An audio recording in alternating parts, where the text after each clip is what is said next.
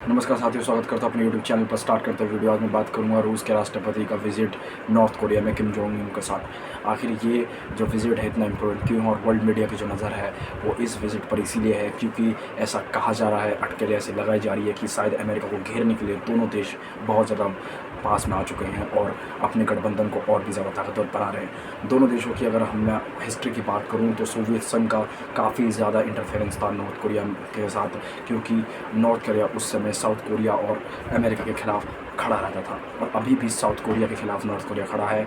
और Japan south Korea को घेरने के लिए नॉर्थ कोरिया को रूस की सहयोगी होना और साथ ही साथ मिसाइलों और जितने भी हेल्प होनी चाहिए नॉर्थ कोरिया को, क्योंकि नॉर्थ कोरिया के पास कोई भी एक ऐसी चीज़ें नहीं है कि नॉर्थ कोरिया खुद पर निर्भर है। उसके पास दुनिया भर का एक तो क्या बोलते हैं उसको, एक्सेस नहीं है दुनिया भर का, और साथ ही साथ भूखमरी की हालत, गरीबी, इन सारी चीज़ों से जूझते हुए नॉर्थ कोरिया को रूस की बहुत ज़्यादा मदद की ज़रूरत है। और इसी वजह से व्लादिमीर पुतिन ने विजिट किया है नॉर्थ कोरिया, क्योंकि हाल में रूस यूक्रेन युद्ध के बाद से ही अमेरिका और रूस के रिश्ते बहुत ज़्यादा ख़राब हो चुके हैं, और रूस को एक ऐसे सहयोग की ज़रूरत है जो अमेरिका के खिलाफ नॉर्थ कोरिया के साथ खड़े रहे।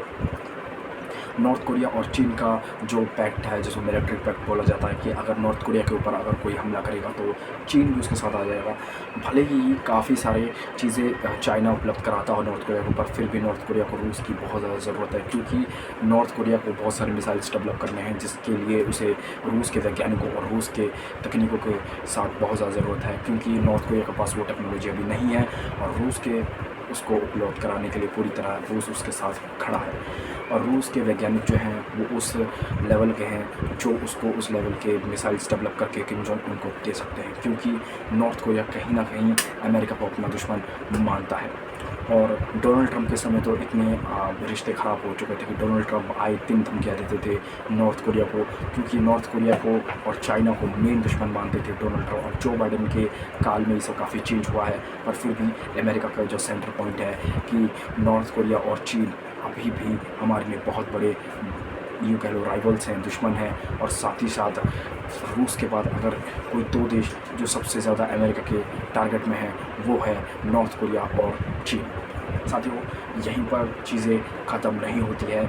अगर रूस यूक्रेन का युद्ध अगर जीत जाता है तो वहाँ पर नाटो की अगर तरफ हम जाएँ तो नाटो के जो प्रेसिडेंट है उन्होंने ये भी कहा है कि हमने जितने भी यूक्रेन को चीज़ें उपलब्ध करवाई हैं रूस के खिलाफ वो काफ़ी कारगर साबित हुई हैं, और हम ये कहना चाहेंगे कि हम यूक्रेन के साथ खड़े हुए हैं, और यूक्रेन जब भी चाहेगा हम उनको हथियार उपलब्ध करवाएंगे। अगर रूस इस युद्ध को जीत जाता है तो चाइना के लिए रास्ते खुल जाते हैं, और चाइना ताइवान के ऊपर बहुत जल्दी चढ़ाई कर सकता है, ऐसे अमेरिका प्रेडिक्ट कर रहा है। और अमेरिका दुनिया को ये भी बताना चाह रहा है कि रूस और चाइना बहुत बड़े एक राइवल सिर्फ अमेरिका के नहीं है बल्कि दुनिया के लिए ख़तरा है, पर ऐसा कुछ भी नहीं है।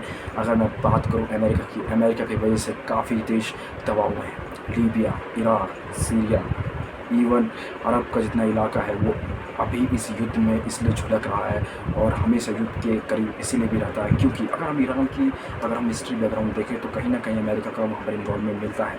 अमेरिका एक ऐसा कंट्री है जहाँ पर वो जाता है, वो युद्ध वहाँ पर पहले खड़ा हो जाता है। युद्ध का होना और अमेरिका का आना ये बहुत ही ज़्यादा सिमिलरिटी है। जैसे कि आप ये देख सकते हैं कि अमेरिका उन देशों को जल्दी निशाना बनाता है जो उससे एग्री नहीं करते हैं, जो उसके खिलाफ खड़े रहते हैं। तो अमेरिका उन देशों के खिलाफ बहुत जल्दी खड़ा रहता है, और यह देश जो उसके ऊपर बहुत ज़्यादा प्रेशर बना रहा हो, जैसे चाइना, या उससे ज़्यादा ताकतवर निकल रहा हो, तो अमेरिका कभी भी अपने पावर को ट्रांसफ़र नहीं करना चाहता। इसी वजह से वो ऐसे देशों की तलाश करता है जो उसके दुश्मनों के खिलाफ खड़े रहें। तो उसने साउथ कोरिया और जापान को साथ लेते हुए चाइना और रूस नॉर्थ कोरिया को घेरने के लिए हमेशा कोशिश की है। और साथियों, ये भी है कि रूस यूक्रेन के युद्ध को जीत नहीं सकता। अभी तो 20 से 30% के आसपास का इलाका रूस के कंट्रोल में है, पर फिर भी अगर यूक्रेन के पास अगर हेल्प ना जाए तो यूक्रेन बहुत जल्दी युद्ध हार जाएगा। और साथ ही साथ वेस्टर्न कंट्री जितने भी हैं वो ये नहीं चाहते कि रूस इस युद्ध को जीते। और आपका इस पर क्या लग रहा है कमेंट करके ज़रूर बताना। अगला वीडियो में इसके ऊपर डिटेल में लाऊंगा कि नाटो और रूस के इस बार किस लेवल पर पहुंच चुके हैं, कि आखिर क्या दोनों विश्व युद्ध की तरफ जाएंगे, क्या विश्व युद्ध हो सकता है, ऐसे क्या परिणाम निकल के आ रहे हैं, क्या यूक्रेन युद्ध के बाद क्या सारी चीज़ें ठीक हो जाएंगी, क्या हो सकता है। मैं इसके ऊपर डिटेल वीडियो बनाऊंगा। कमेंट करके ज़रूर बताना वीडियो कैसा लगा, और मिलते हैं अगले वीडियो में।